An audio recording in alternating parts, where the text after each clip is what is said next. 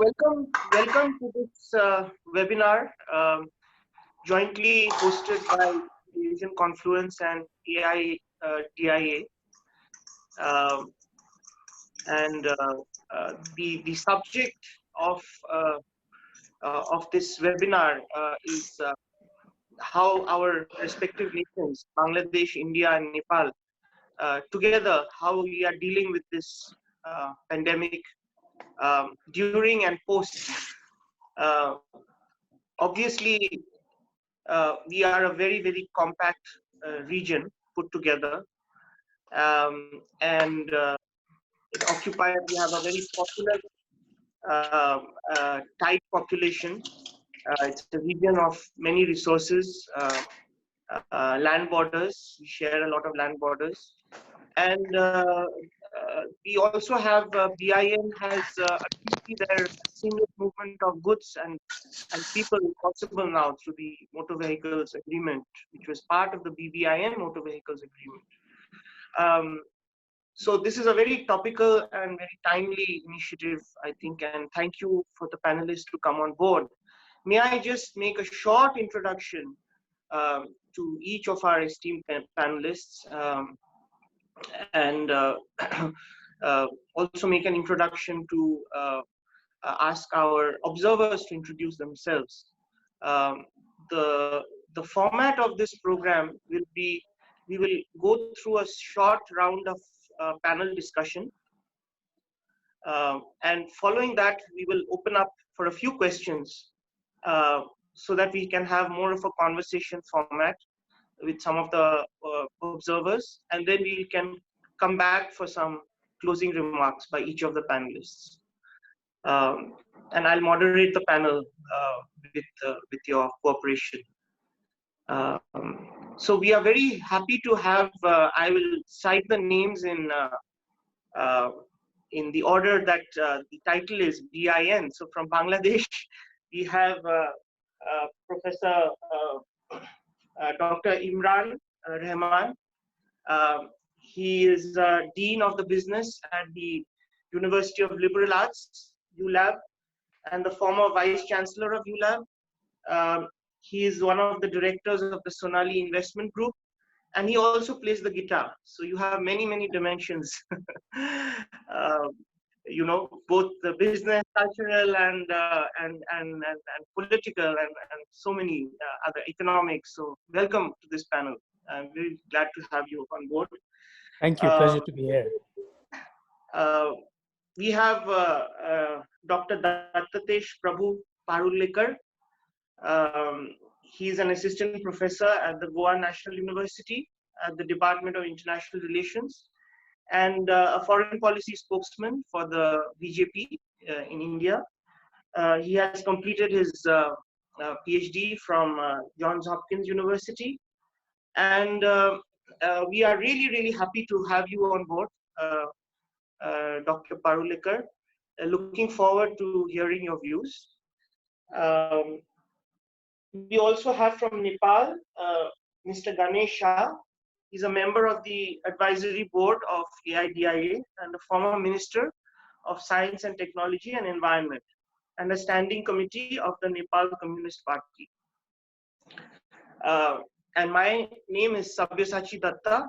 I'm the director of the Asian Confluence. We are a think tank organization headquartered in Shillong in the northeast of India.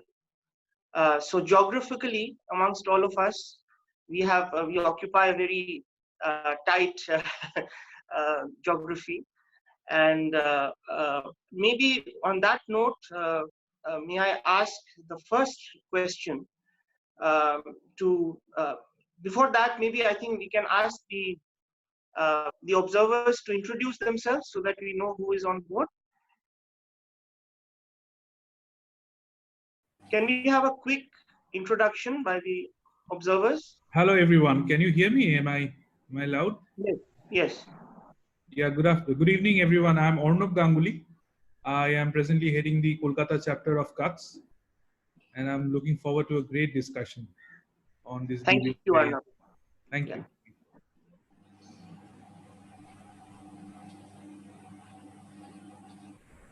Next.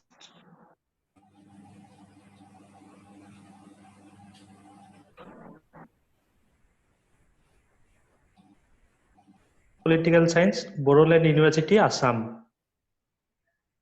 Okay, welcome, Dr. Pathak. Yes, sir.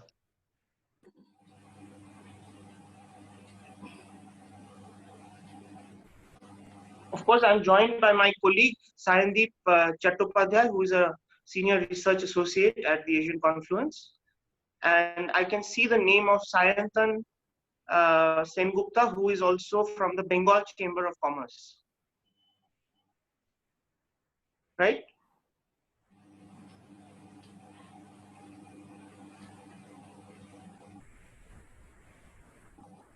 Okay.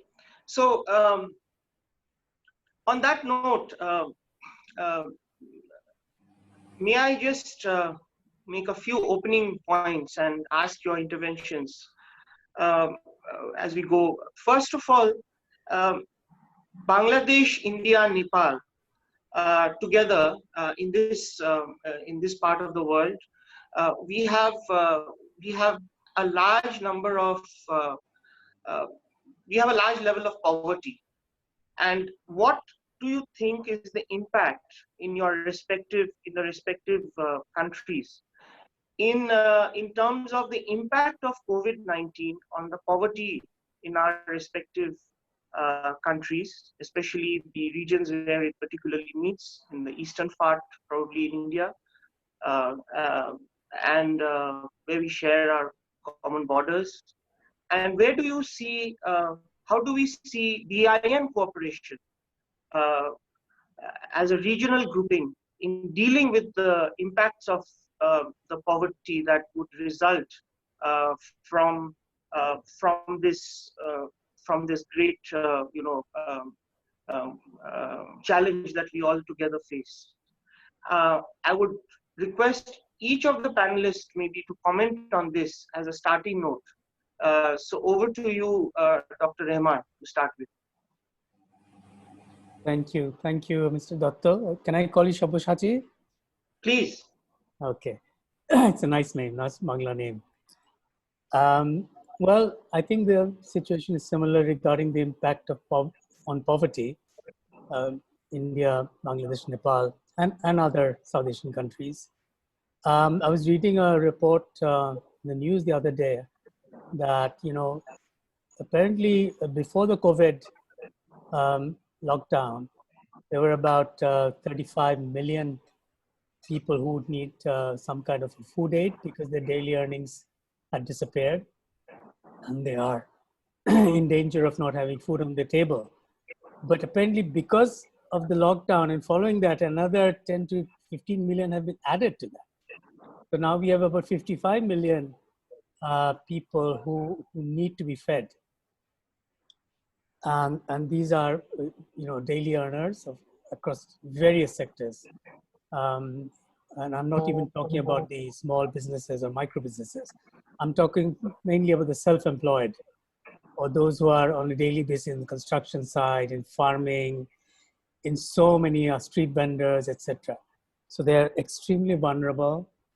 And there's a debate going on in Bangladesh. What is the probability of dying of food higher now compared to the probability of dying from COVID? I mean, that's something that's been talked about here in Bangladesh. So the government is trying its best. It has actually acted reasonably fast. It is trying to get food to those affected by offering ration cards, by open market sales, etc. Others are arguing that perhaps direct cash transfers would be better, quicker, so that they can buy food locally instead of that. But it's taking a bit of time. As you know, South Asia is also known for its corruption. So there'll be a lot of leakage. But in spite of that, even if there's a leakage, I think we are all agreed that this has to go out. The money has to go out so that people at least will not be starving. Thank you. Yeah, thank you, Dr. Parulekar. Yeah. Your initial remarks on this, and then I'll pose a set of questions that, and after Mr. Ganesh speaks. So your initial views on this. Yeah, sure. So at the outset, thank you very much for inviting me to this session. It's a pleasure to be part of this. As we all know, COVID-19 has really hit our region hard, although not in terms of fatalities, but the disproportionate impact that it has had on the poorest of the poor. In countries like, for example, India, where almost 85 to 90% of the people still work in the informal sector. This is one sector that really gets hit very hard. However, it is also true that over the last 5 or 6 years, various kinds of initiatives have sought to be brought about by the government of the day, which really looks very curatively at issues of quality of dispensation and delivery of services. And how can services be provided to the poorest of the poor in an equitable manner, in a transparent manner, and in a less corrupt manner? So I think, for example, just look at a simple situation like Jan Dhan accounts, which were, of course, brought about 5 years ago. At the time, it was felt, was it the crying need of the hour for a country like India? Did we really face a crisis? But today, as we stand, and as people have lost their incomes, and all of a sudden are incomeless, so even if they have access to food, they really are not able to go out and buy that food, leave alone not having access to food. The ability of the government to be able to put money into their pockets through Jandar accounts has really been able to, at some level, ameliorate some of the rural distress that otherwise would have been accentuated. But there's no doubt that the biggest loss as a result of COVID is not so much just displacement, but it is dislocation. And this dislocation will take a long time to be brought back to any kind of normalcy. Of course, in India, we have an added problem of scale of threats, of crises, and obviously working through and navigating through the maze of federal politics. But we've also seen that in many regards, the very ability of the government to be able to keep migrant labor to a large extent exactly hold up where they are, I think was a major effort because it allowed them to state government machinery to be able to provide the kind of basic necessities which would at least ensure that survival is kept going in these trying times before we move to a post-COVID scenario. So there's no doubt that we have been hit hard in terms of dislocation and displacement, but some of the government initiatives definitely have helped to alleviate or ameliorate some of the distress that otherwise would have been very exacerbated. Right, right, right. Um, Mr. Ganesh, would you like to make your initial remarks? Yes, thank you very much for inviting me in this discussion. First of all, you see what I see from this part in Nepal. There is a saying, whether you die from the rogue, means whether you die from the COVID or from the vogue or from the hunger.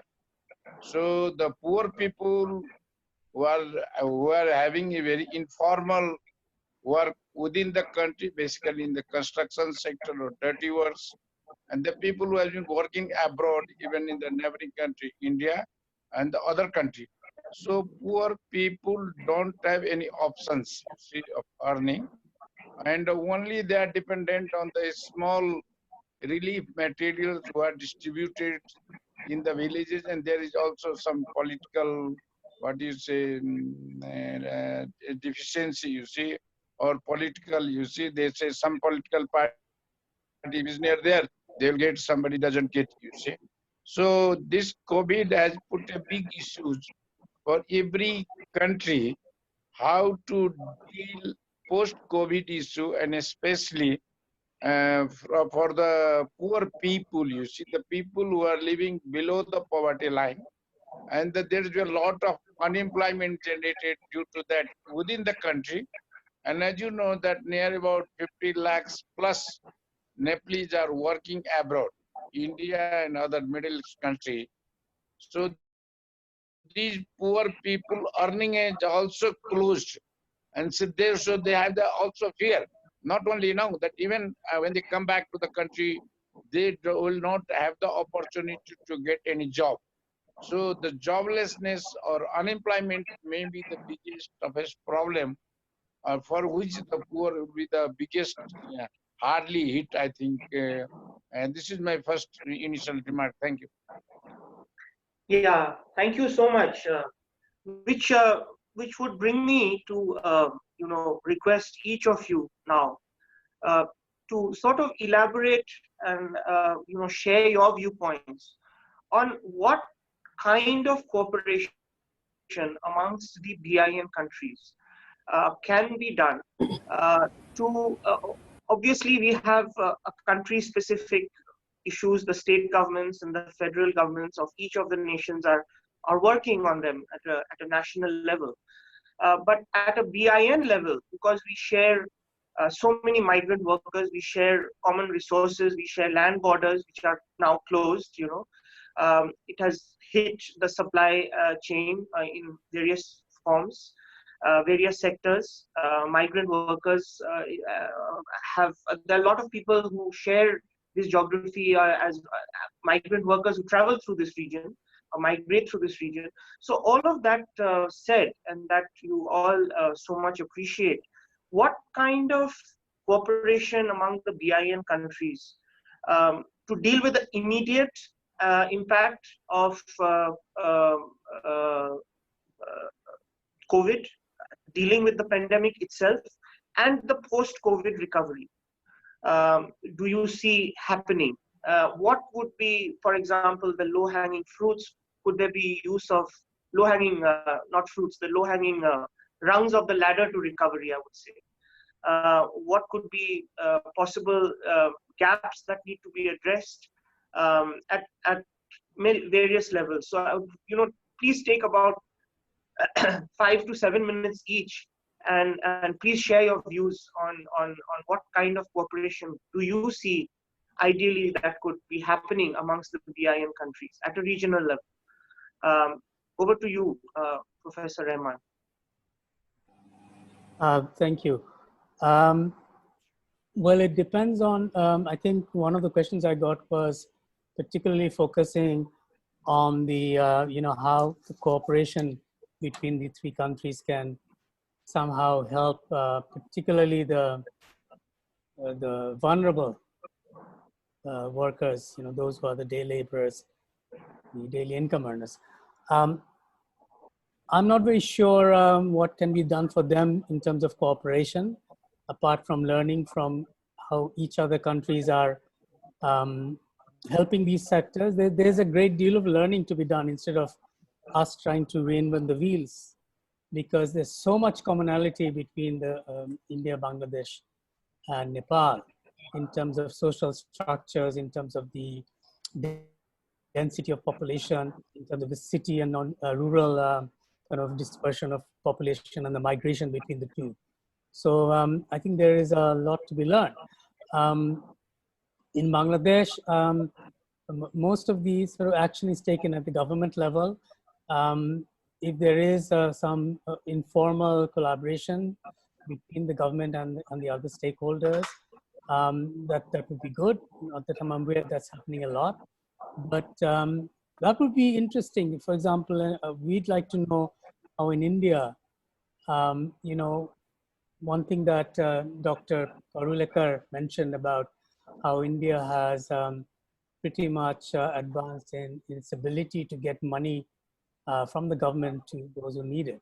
I mean, those are things that are so helpful for us because, we have similar structures, similar sort of things in place. So, but in terms of other cooperation at the government level, I'm not very sure because, the one thing that we have is nowhere to be seen in this, right? That's almost like a dead elephant, which was a forum for governments of 8 countries to be cooperating.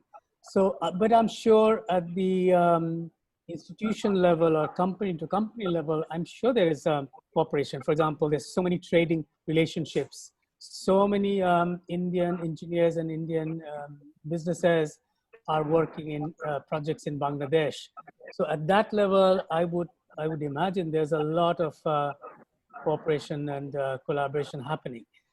At the government level, I'm not very well placed to comment on that, but perhaps since I represent kind of like the business community, I would think that it might be better if some kind of collaboration could be found at the chamber level, at the chambers of commerce.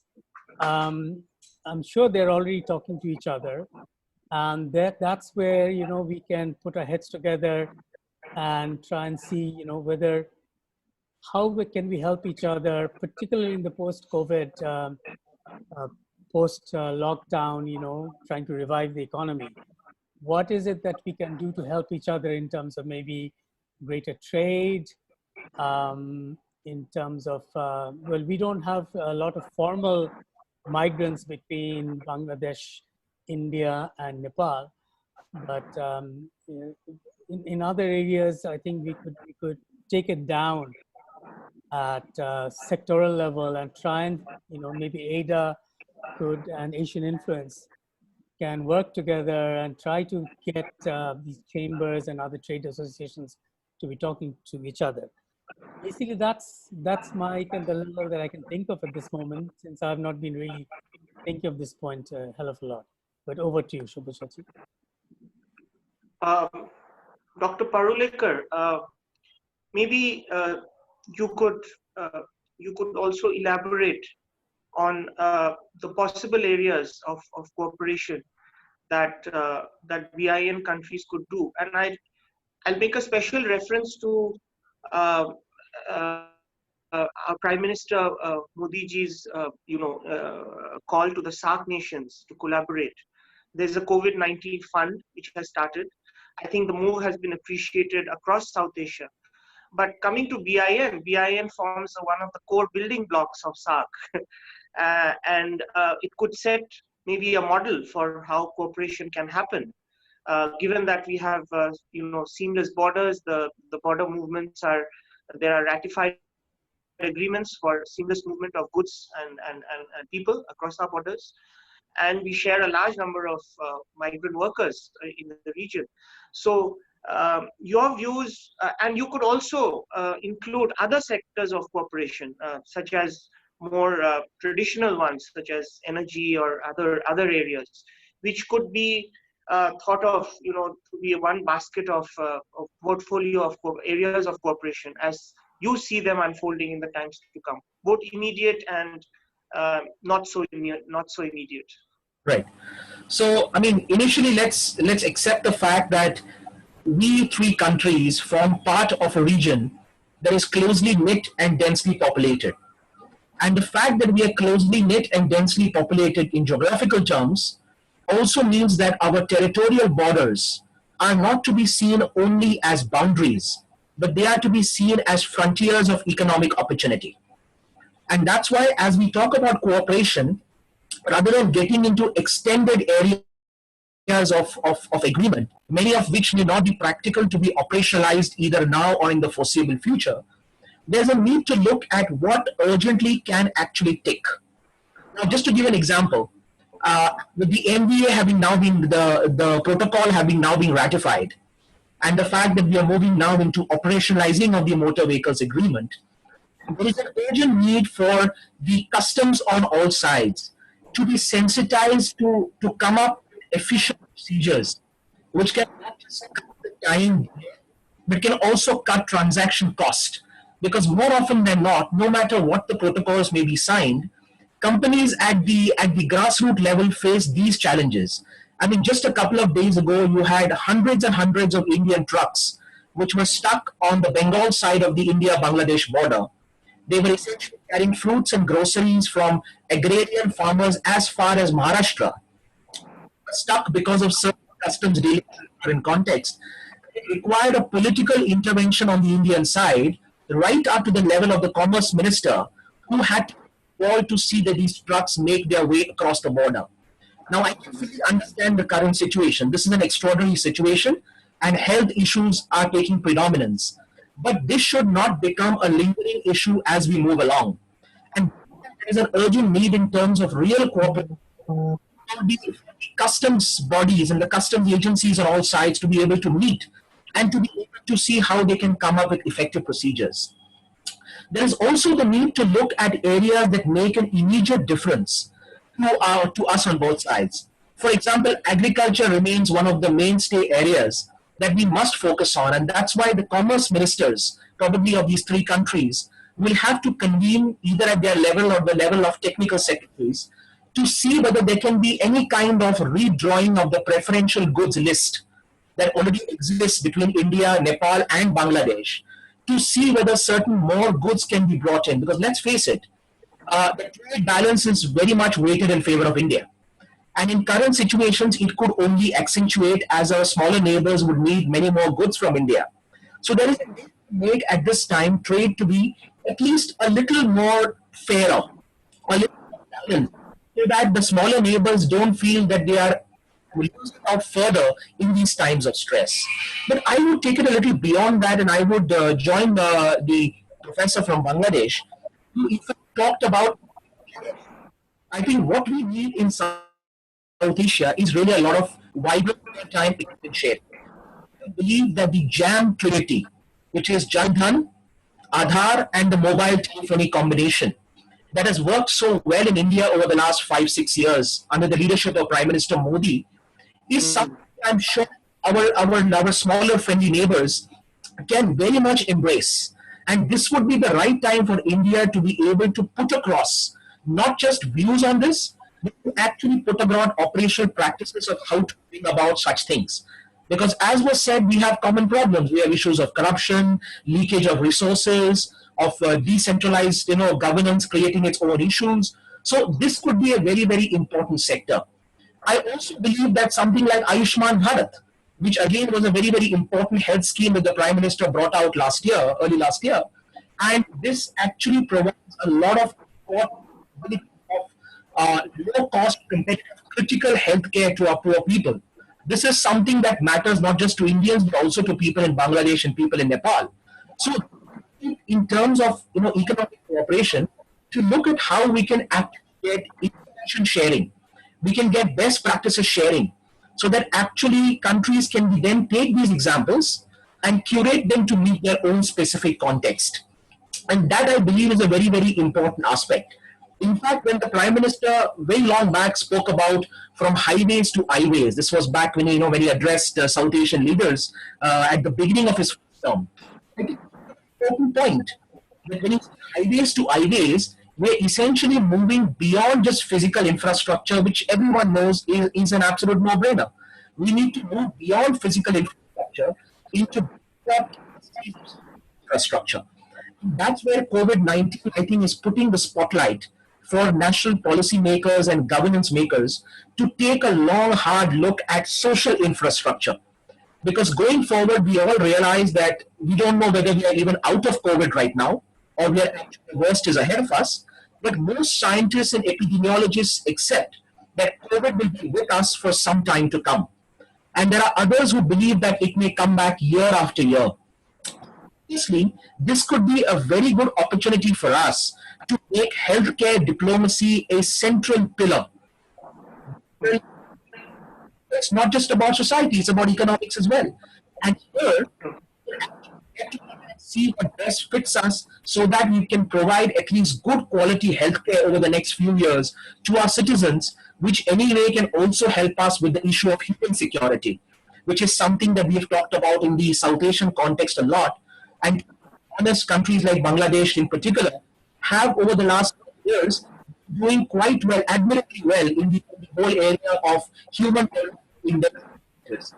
I think we could make COVID-19 an opportunity to make healthcare diplomacy a central pillar and build economic opportunities around it so that you could actually have a lot more spin-offs which are societally curated.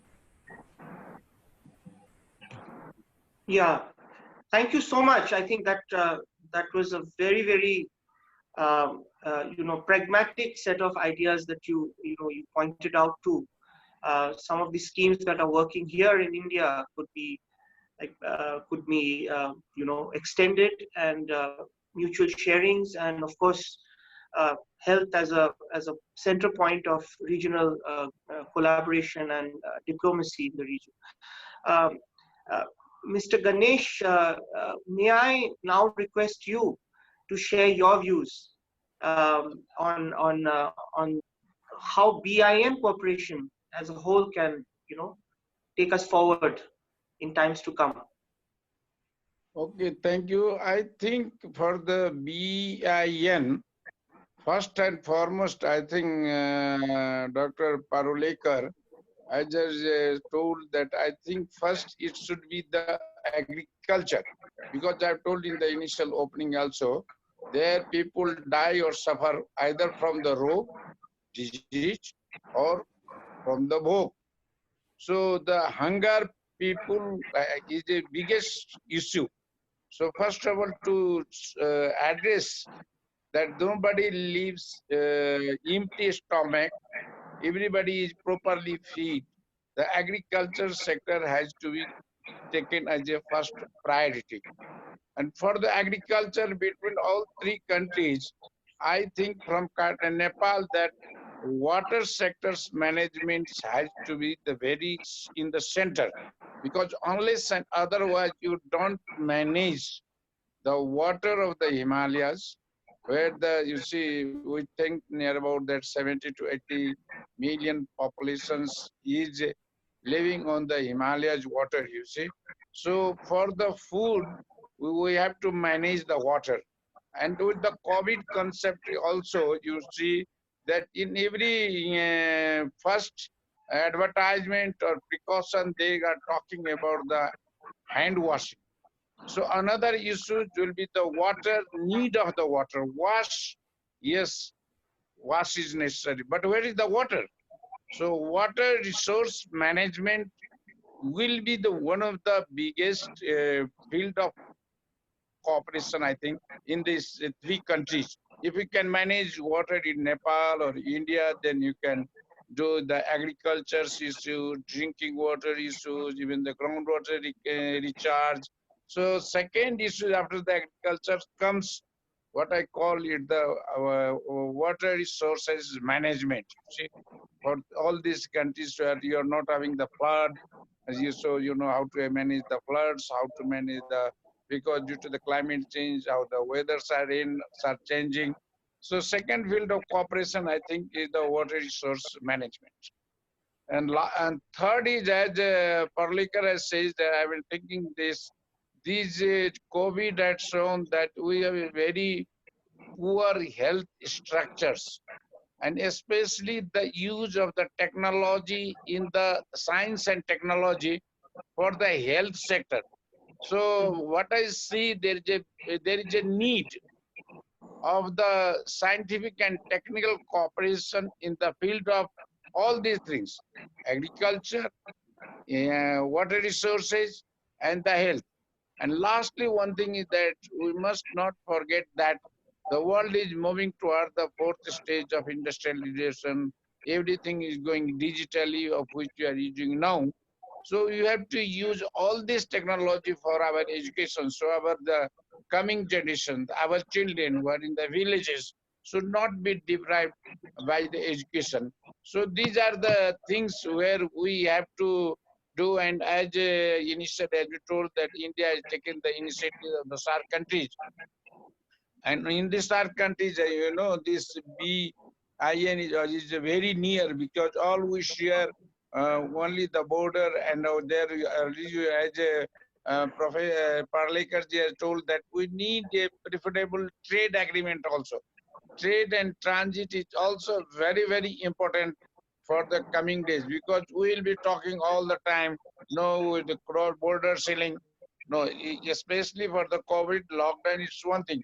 But in order to improve the trade between all these three countries, there must be review. We must review the trade agreements.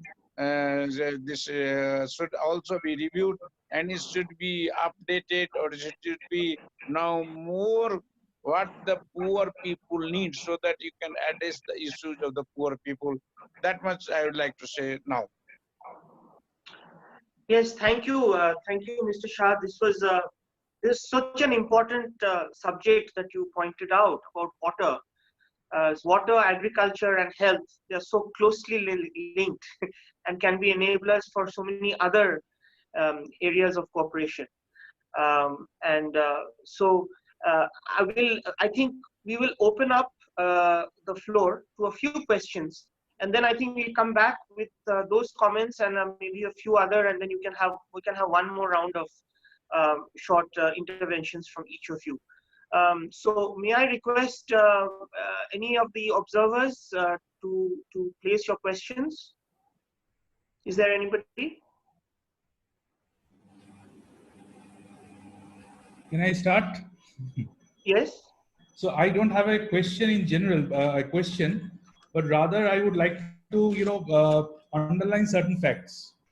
Yeah. And from where where I'm coming from is basically as an organization, CARTS looks at trade as a tool to reduce poverty. So I mean, this COVID, what this has done is basically it's a very unprecedented situation, and for that I think two, three things I believe is very important. One is need for having localized solutions. Localized solutions, especially for people in the northeast states.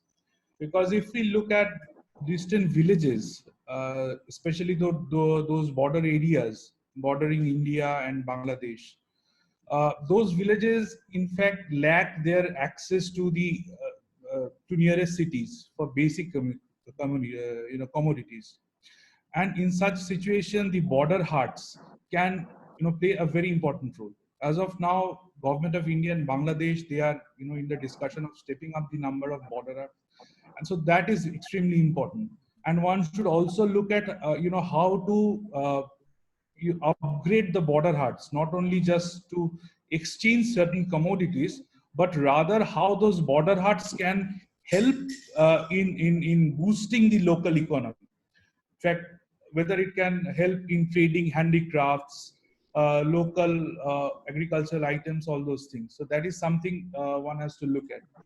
The second, I would like to emphasize on the issue of agriculture. Again, coming to the Northeast, we did a study way back in 2016 or 2017, where we found that the price difference of certain essential vegetables.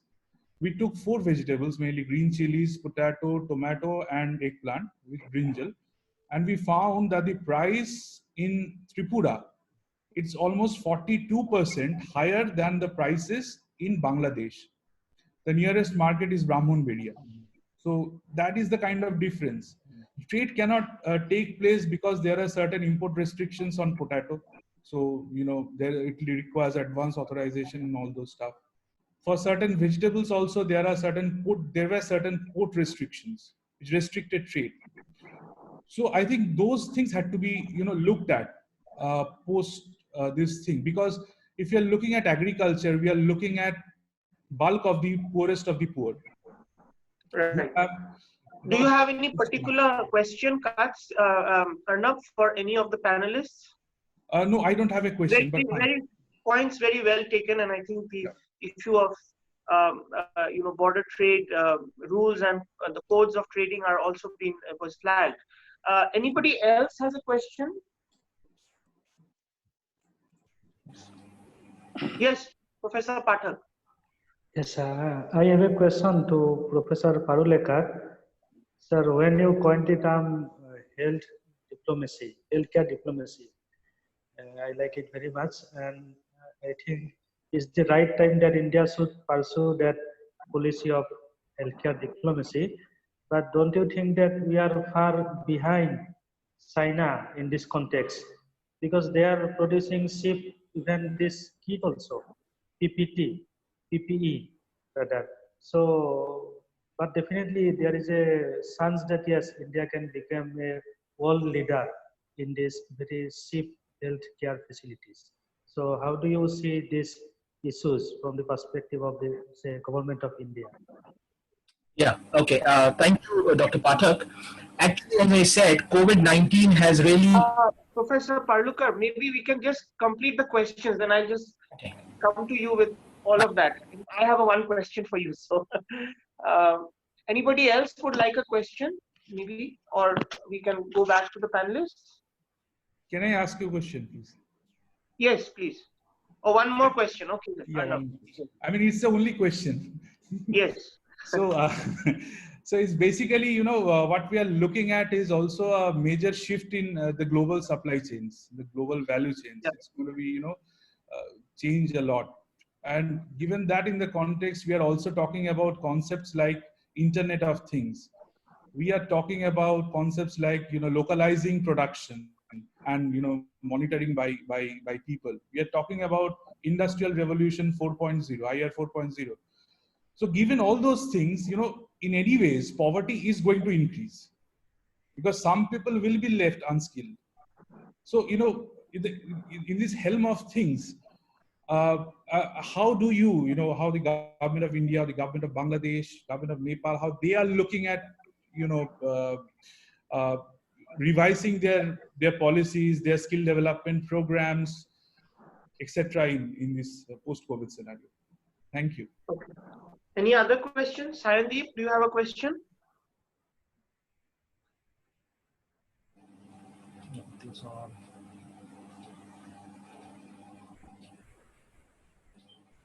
I think you're muted. We can't hear you. Yeah. Hello. Am I audible now? Yes.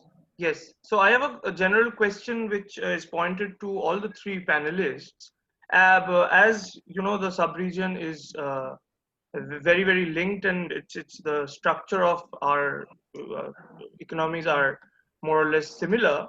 So my question is, how can the BIN economic cooperation cope up with reviving their informal sectors, as the informal sector in all these three countries are high, and given that the pandemic has hit hard on the low-income informal workers, I just have a curiosity that post this COVID-19 pandemic and its aftermath, how can a BIN economic cooperation cope up with on reviving the informal sectors in these economies?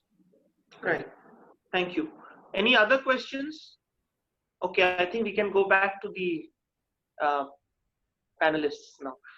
Maybe, there was a question addressed to Dr. Parulekar. Maybe we can start with you. And please feel free to not only answer the question, but maybe add to or react to the other points that were raised. Sure. I think there have been a number of valid points which have been made. But to take up Dr. Pathak's question first, there's no doubt that China has stolen a march when it comes to many areas of socio-economic development, also particularly the issue of technological innovation. But let's also keep in mind that while they have really shown the world how dependent the world can be on their PPEs and face masks and even their test kits, it's also true that there have been many instances where their test kits have come out to be faulty. So we take things in our stride to say that yes, China definitely is a prominent player who is making a mark, but at the same time we have to be all countries put together in sourcing our products from China to have the contrary effect. Having said that, with regard to healthcare, I still feel a lot can be done. Because let me just point out two very important things that have happened in the middle of this COVID crisis in India. They probably have gone not that much noticed. The first issue is the Prime Minister and the Cabinet very early on recognized the fact that one of the big dependencies in terms of supply chains on China, which can have a lot of implications, positive and negative, is the fact that for a country like India, which produces a lot of pharmaceutical generic formulations, our APIs are dependent big time on being sourced from China. Now, this realization has dawned on us as a result of COVID. It's not as if we didn't know about it, but COVID brought things to a head.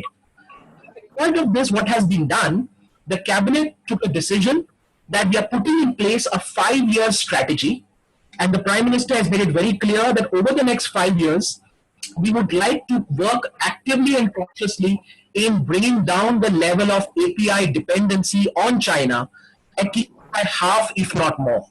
Now, this is again a very important step because it's not against China in terms of bring health sovereignty, health autonomy in terms of strategic capacitation for all countries concerned. I'm sure if this can happen in India, I'm sure much of it, the benefits of it can also pass on to countries like Nepal and Bangladesh, which obviously are dependent on medicines. We have provided some of the medicines in this time of crisis, but the more India can become an autonomous player in the health sector, given that we are an immediate neighbor, given our track record of coming through and being able to provide these kind of value-laden services in times of crisis, I think this can be a natural benefit for both Bangladesh and Nepal. Is again what the Prime Minister has done, because he's realized that while we may have still done fairly well as a large country, if you see not even 1,000 deaths in our country so far, fingers crossed, hopefully we'll be able to navigate through this. But he's also realized that our healthcare system needs to be geared specifically towards viruses. Because what we are realizing is that over the years, the prevalence of viruses will get more and more frequent. We are not living in times now where viruses will reach us once in 100 years or once in 50 years. If you look at the 50 years of this century, you have at least 5, 6, 7 major viruses. The only reason that they are not talked about is that they were largely localized or in terms of a particular region. This one went global, and so everyone is concerned about it. But that possibly we could with viruses, there is a need to develop a healthcare system that comprehensively focuses on virology, epidemiology, and pandemics. And what do we mean by this? It doesn't mean just being able to provide PPE or masks or ventilators. It needs to go beyond that, not even the hospital healthcare, but it has to go into pathological labs and diagnostic testing. This is something that we have to really focus on, because this is where the poorest of the poor are the hardest hit. Today, what is a big issue right now? Should testing be free for people? Because even a cost of 4,500 rupees is something that not many Indians can really afford that easily. Many sections of Indian society, and the same applies to Bangladesh and the same applies to Nepal. So there is a need for our countries. When I said healthcare diplomacy, it is to really put our minds together and focus on these areas, so that in the name of healthcare diplomacy, what we are doing is building healthcare autonomy, which will give real strength in terms of strategic capacitation to ourselves. There's no doubt that China has done phenomenally well. In fact, one of the things being talked about as to what made them deal with the pandemic relatively well is their ability to innovate with healthcare digital apps. And they have gone a long way in that. Now, even in that, India has also done its bit. Right now, we have the Arogya Setu app, which has been quite successful in terms of contract tracing. Ever since the government has put it out, there have been more than 75 million downloads of the Arogya Setu app. So I think while China is an important player, we admire what they're doing. There's nothing against it.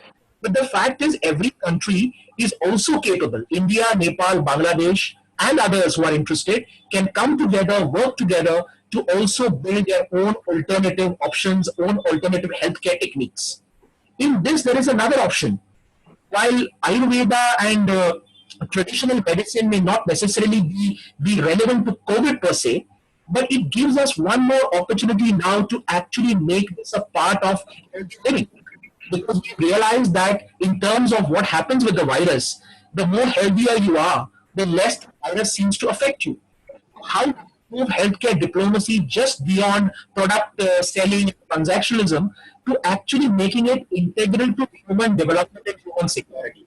I think also the Ministry of Ayush, along with its counterparts in Nepal and Bangladesh, can definitely work on a more holistic approach, which will make healthcare diplomacy not just an issue of transactionalism, but will actually make it a strategic underpinning for our socio-economic coexistence and habitation.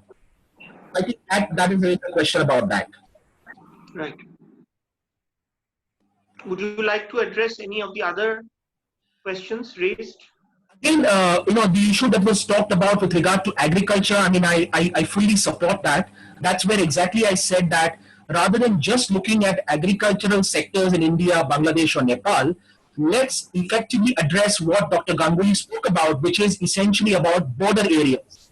Look at areas of the Northeast, look at bordering areas of Bangladesh and Nepal, look at how we can actually empower the entrepreneurial ability of those sections of society. So what goes into localized empowerment is very important. And that's why the ministries on either side with their officials need to sit down and address border communities on both sides. Because that, when you address border community issues, that is when trade across borders actually becomes substantively meaningful. Otherwise, this whole notion of trading with one another looks very good on paper, but it gets bogged down within the maze of vested interests. and then you have protectionism, etc., etc. I will also raise another issue, and that is also very interesting. Ever since the economic and financial crisis, the world and South Asia too has been grappling with concurrent trends. One is the trend of multilateralism and the opportunities that multilateralism provides and sub-regionalism provides, and the other is bilateralism. So countries have either gone the bilateral way and they have found merit in it, or countries have gone down the multilateral way and have also found dividends from it. However, ever since President Trump came to office, and he, in a sense, began to rip up many of the trade agreements, what has happened is willy-nilly, even countries which talk about free trade and talk about liberalization of trade have invariably looked inwards. So there has been a tendency before COVID struck countries to look inward, even though they polemically speak to the world and they speak about trade liberalization. Now, post-COVID, there will be a natural incentive to look inward even more because we're talking of trying to protect our own turf more than ever before. But this is exactly the time for us to reverse the argument, reverse the equation, and to actually see what we can do in conjunction. Because it's not about protecting Indian agriculture vis-a-vis Bangladeshi agriculture or vis-a-vis Nepalese agriculture. It's about seeing how the poorest sections of society on all sides of the border are the biggest beneficiaries from coming out of the situation, because otherwise the point that was raised about which Sandeep raised, which is about how do you really deal with the informal sector, it will really become a problem. At the end of the day, we realize that if we have to deal with the informal sector, what we have to do, the first thing we will have to do is we will have to look less at our budgetary stresses. Normally, governments over the last few years, I mean the Indian government as well, ever since the FRBM Act was legislated in Parliament by Yashwant Sinha, various successive finance ministers have been tied down to trying to maintain fiscal deficit targets so as not to basically bust the budgets and go on FRBM. This is one time now when there is tremendous pressure on governments. It will be the same in Bangladesh and Nepal as well, to be able to see how they can release the fiscal purse strings, but ensure that the fiscal stimulus is not wasted. We don't want to just throw the good money after bad money and make it bad. You want to target specific sectors. Which sectors of the informal economy and the informal industry needs are popping up, and to that extent, the fiscal stimuluses need to be provided in a very targeted manner. We also need to do something that is currently being discussed by the Indian government. I mean, the MSME minister, Mr. Gadkari, and we know how important MSMEs are within the ecosystem, not just of India, but the same will apply to smaller nations as well in terms of job creation and income creation. He's talked about a 1 lakh crore revolving fund, which will actually be created, which will be provided to MSMEs to be able to tide over their issues of loans that they have taken from financial institutions, particularly the NBFCs, which has become a major issue. So looking at MSMEs in particular and trying to draw up specific plans there, in conjunction to the extent possible, will also be a very, very important way of going about it. So there is a need to look not just at fiscal stimulus, but to look at specific curated sectoral fiscal stimuluses to see, and at the end of the day, I come back to the point that the best way to put money into the hands of people will be to reduce the number of hands who deal with that money. And that essentially brings us to this whole talk about, financial digitalization, the Internet of Things, bringing in technology. I know it's a tough sell because in countries like India, when you talk about technology, there is a definite pushback from vested interests who say that labor will lose out, labor will be retrenched, there'll be furloughs and layoffs. But this is a tough battle that policymakers are having to square up now. Technology certain advantages in terms of collapsing time and space. At the same time, it is also going to cause some dislocation in terms of labor. And that's why I come to the last point, which is something which countries like us also have been talking for quite a while. The solution to that is skill development. I think many countries have to do this, they have given lip service to it. Post-COVID, the whole idea of human resource development has to now development so that people's productivities and efficiencies can be enhanced and they can work and with the technological interventions that we see as being mandatory for our times. Thank you. Thank you, Dr. Parulekar. I think you you made some very good suggestions. Can I ask Professor Rahman to make some comments on the questions posed and also on what the other panelists have pointed out? Maybe your overall views on this subject Sure. as part of the end of this Sure. discussion. I just maybe I could start by mentioning the two kind of unique factors about Bangladesh. One is the huge extent to which we are dependent on garments export for our national revenue, export earnings. We have not really managed to diversify our export basket. Now that is, as you know, you might have read that we are facing the huge cancellation of orders of $3 billion plus US dollars worth of confirmed orders been cancelled. So that's hit us very hard. The other is, of course, remittances, like Nepal, also like India, but it's very important for us in Nepal because that's one of the major sources of our dollar earnings. The remittances have stagnated. And somebody asked a question that we do when these, hundreds, thousands and thousands of Bangladeshi workers in the Middle East, in Malaysia, Singapore, otherwise, if they don't have any jobs to go to, particularly with the oil price collapse in the Middle East, that has affected a lot of jobs for these Bangladeshi migrants there. That's something I would hope the government is thinking about. What would happen when these diaspora return to their towns and villages? Hopefully, some of them will be bringing back skills with them that they've picked up.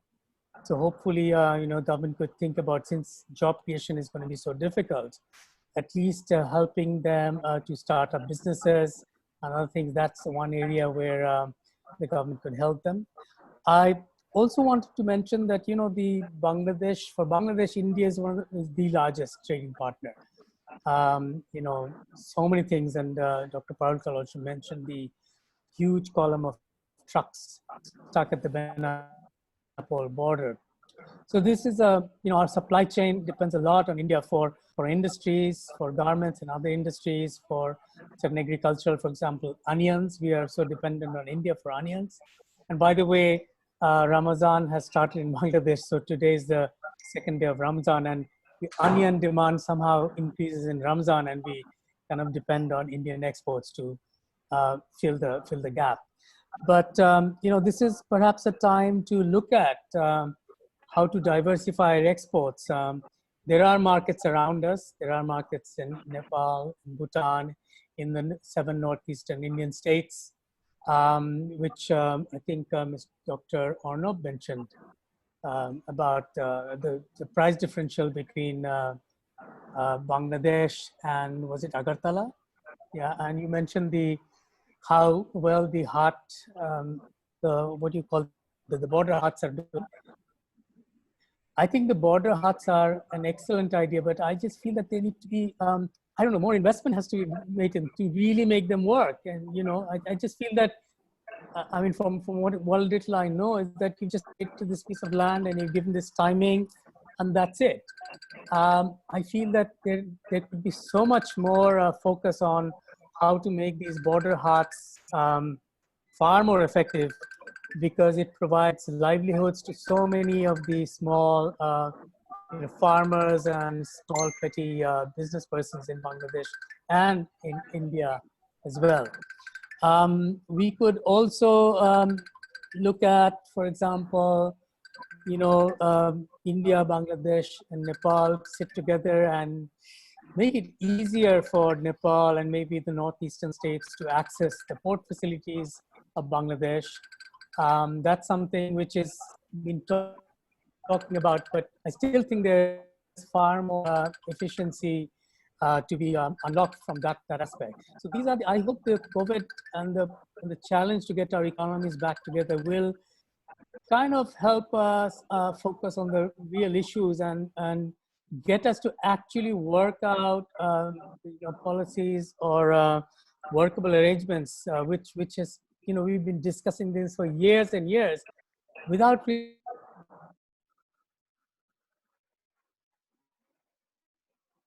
implementation. So that is my hope, that this will be a time when we will actually look to each other, how much we are interdependent and how we can help each other to open up our markets, diversify our exports, open up new supply chains, and etc. Thank you. Thank you very much, Professor Rahman. May I request Mr. Shah to make some of your remarks, closing remarks on the topic? No, you see that Nepal was declaring this 2020 visit Nepal, you see, and planning to invite or to bring 20 lakhs tourists to Nepal. And there is a huge investment in the tourism, travel and tourism sectors, you see. So travel and tourism sector will be also badly affected due to this COVID after the post-COVID, you see. So reviving the travel and tourism sector is also one of the biggest challenge for us. But what is our comparative advantage? Also, I will tell you that in the recent few years, our relations with the China is also getting better and better. As you know that last year Xi Jinping visited Nepal. Yesterday Xi Jinping called to our president that China will be also helping Nepal in the COVID or post-COVID issue. So there is the positive side and there is some negative sides. And the positive side is that we have the both big neighbors, India and China, who are both in their foreign policy or by their head of the state or the head of the governments. For example, Modi ji started the SARC level meetings. China president also assured us, you see. So these are the few positive sides also. But one of the biggest challenging tasks for us is that we will be, if there is already a returnees, what we call, there is two words, you see, word is in Nepal. What is the Indian returnees, because who has been working in the India, going seasonally and coming regularly, you see. And there is other, what we call the Arab countries returnees, you see, or Malaysia or other Arab countries, you see. So there is a big issue that if these returnees who are coming from that, how the government is going to manage them. Those the government last year and this year also has allocated some money for the rural employment. You see, there is a Prime Minister employment program in the every municipality. Those who are registered at the unemployed, they will get a paid employment for the 100 days. You see, but still the level of poverty, I think the COVID will push near about 6 to 10% population again below the poverty line, because they will lose the job, they will have to spend money on the health care and so many other things, you see. So that biggest challenge is how we are going to address the returnees who are coming from the Malaysia and Arab countries, how we are going to give them the employments, how we are going to finance them, how so that they do a small business SME. The promotion of SMEs will be also one of the biggest challenge. So these are the sectors where we need to have a cooperation. And lastly, as I told you, you see, I all the time say the future of this region. There was, I remember, I wrote about 20, 30 years before, there's the Indian writer V.G. Varghese, who wrote a book, Water of Hopes, and that how this Himalayas water can be converted into the prosperity or the hopes, not in the sorrow. So this region has to be very, very closely worked on the water resource management. Agriculture issues has to be localized, also developed. And as Parulekar Dr. has told that healthcare system has been very, very weak. And as few of the our who has commented told about the IoT industry revolution, so I think the technology has to be used. So I say all the time, science and technology and innovation should be used now with the cooperation. What we call the science diplomacy should be also one of the component of this cooperation also. So how you are going to take the agriculture science knowledge in the agriculture sector, healthcare sectors, this IoT sectors, information technology sector. So the new age is the age of the knowledge sharing and the knowledge cooperation. So we have to rethink, except the state, transit, others, how we are going to do the cooperation in the field of our knowledge who has been already generated and which will be generated in the coming days. This much I want to say. Thank you. Yeah, thank you. Thank you very much. I think if I were to attempt to summarize this conversation, I would say that some very, very important points, very, very useful interventions by each of you, and very, very nice questions. I think Mr. Shah pointed out the role of water. We share so many common rivers. In fact, the BIN and if I can extend it to Bhutan, the BBIN region is at Asian Confluence. We call it a mountain to sea ecosystem, basically, and it's a core sector of our work, and we are so tightly knit at the level of the waters that. And water is central to health. Water is central to agriculture. In parts of the Northeast India and also in all our respective areas, water is central to even tourism. There are many tourist sites around water bodies. So water, health, agriculture, and the role of science and technology, and may I also add the role of education and knowledge sharing. To how do you facilitate this a sort of a cohesive movement of all these sectors together. Of course, health being the first priority. Dr. Parulekar talked about health diplomacy. Mr. Shah talked about science diplomacy, and Professor Rahman pointed out about the plight of the migrant workers, and of course, many other things. So all these have been are possibly new areas of cooperation in which out of the box thinking is needed, both at the level of government, but also think tanks like us. We can help. I think we can participate and create recommendations. We have panelists here who are part of the political parties. I'm sure that will also percolate through. I think the new COVID has simply underlined a basic point that the world of the future, it's a new normal to begin with. A new normal has going to start or already has started. It's not going to be business as usual. It's going to be disastrous if we think it's business as usual. And cooperation is the key. Cooperation and sharing is the key. With a healthy bit of competition, but cooperation would be very, very important.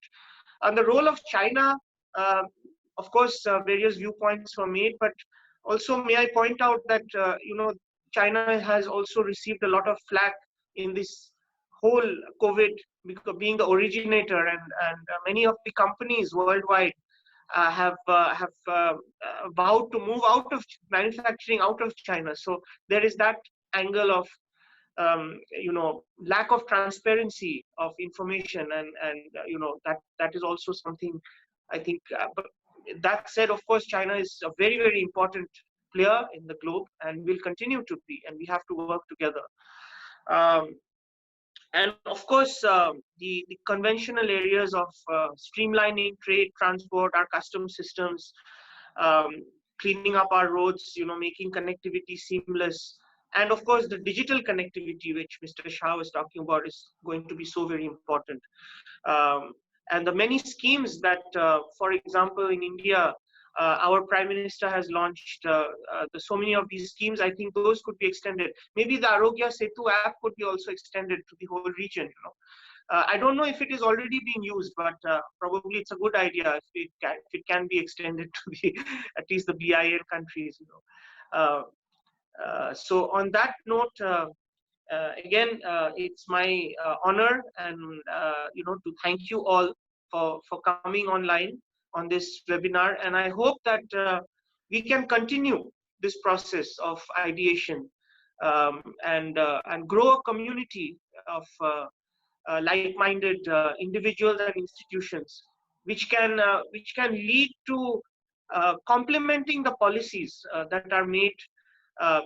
Policies are made by government top down, obviously, but it needs to be met bottom up by people and institutions. And I think in Asian Confluence, we call it the third space, which is beyond government, beyond business, but the space of people, where knowledge is shared and it can lead to a lot of synergy moving forward. So on that count, again, on behalf of Asian Confluence and the AIDIA, I thank you all for participating in this webinar, and looking forward to being in touch and hearing more from you on other forums. Thank you very much. Thank you. Thank you. Thank you. Thank you for Thank you, moderating. sir. Thank you. Thank you so much.